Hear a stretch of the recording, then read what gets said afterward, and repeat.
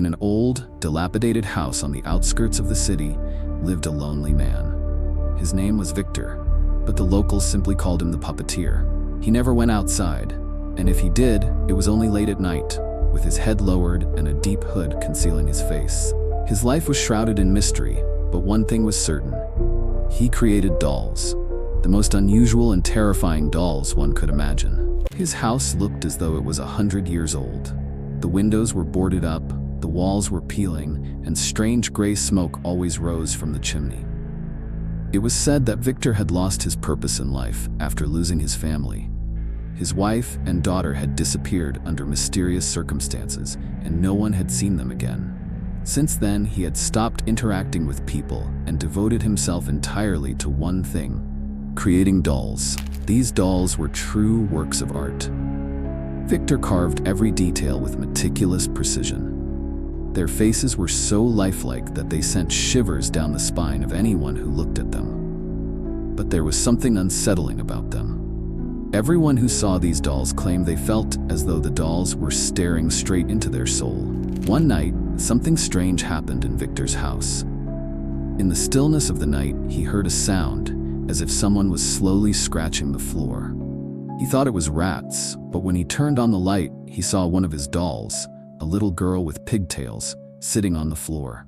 Yet he distinctly remembered leaving her on the shelf. At first, Victor thought he was just overworked. After all, he often worked through the night. But as time went on, his doll's behavior grew stranger. One day, he found one of them in a different room, holding a tiny knife in its hands. On another occasion, all the dolls he had stored were arranged in a circle, as if performing some sort of ritual. Gradually, Victor began to notice that the dolls not only moved on their own, but also seemed to listen to him. Whenever he was angry at someone from his past, he would soon hear of something bad happening to that person. For instance, one of his neighbors, who had yelled loudly outside, fell down the stairs and broke his leg not long afterward. Day by day, Victor grew more withdrawn. He began talking to the dolls as if they were living beings. "You are my friends," he would say, stroking their heads. "Now I have a family that will never leave me." But the dolls grew increasingly independent. One night, Victor woke up to find his hands tied, and standing before him were his creations. They were whispering something incomprehensible, and a sinister glow emanated from their glassy eyes. You're my children." Victor tried to reason with them, but the dolls no longer listened to him. They were no longer mere toys. They had become part of something greater, something dark and ancient. In the morning, the neighbors noticed that no smoke was coming from Victor's chimney. When they entered the house, all they found was an empty workshop filled with doll figures. Each one seemed to be watching the intruders, their lifeless eyes following every movement. Victor was nowhere to be found.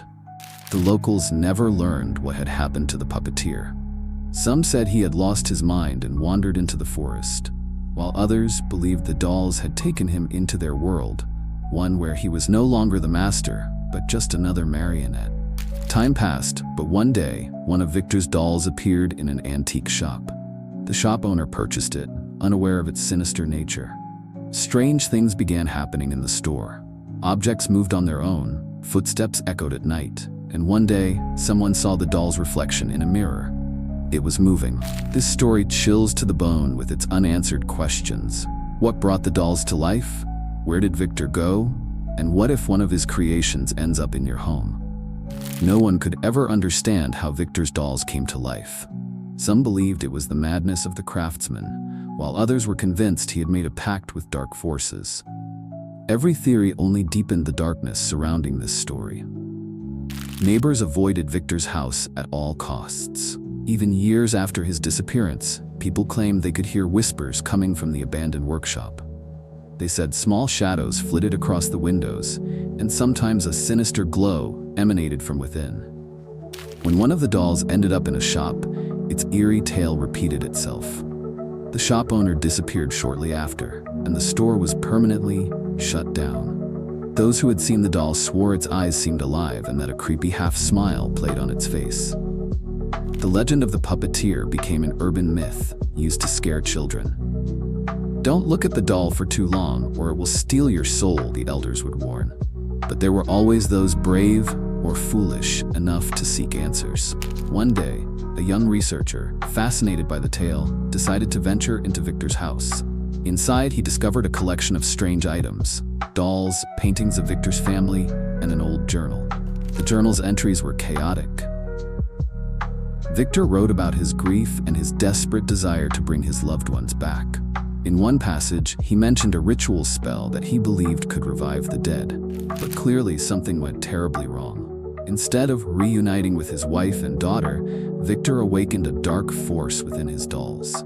They became not just his creations, but his living nightmare. The researcher decided to take the journal, hoping to uncover the truth behind the puppeteer's story. However, as he left the house, he noticed one of the dolls standing by the window, staring directly at him. Later, he recounted that something visited his home that night. He heard footsteps, scratching sounds, and at one point, when he turned around, he saw a small doll standing in the corner of the room. Since then, that man disappeared without a trace. His friends only found his journal and an empty apartment. The doll was never seen again, but its image was found in one of the photographs inside his home. Victor's story serves as a chilling reminder of the dangers of trying to blur the lines between life and death. The dolls became symbols of his pain, loneliness, and desperate longing to reclaim the past. The puppeteer left behind a mystery that continues to haunt people's minds. Every time his name is mentioned, it's impossible not to recall the eerie eyes of the dolls, as if they're watching your every move. How do you feel about dolls? Do you have any at home that give you strange feelings? Share your thoughts about this eerie story in the comments below. If you enjoyed this tale, don't forget to subscribe to the channel, hit the like button, and ring the bell. There are many more creepy and mysterious stories ahead that will make you believe in the impossible. See you in the next video.